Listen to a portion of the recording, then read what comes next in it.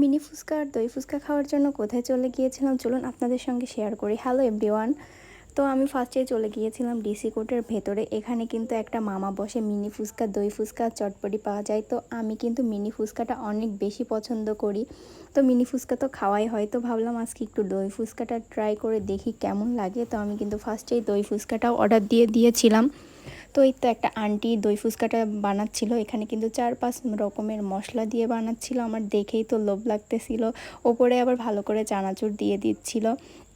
তো তারপরে আন্টিটা আবার টক দই দিয়ে দিয়েছে। ফার্স্টে আমি ভেবেছিলাম এটা হয়তো মিষ্টি দই দিয়ে দিবে, কিন্তু তারপরে দেখি না, টক দই দিয়ে দিয়েছিল।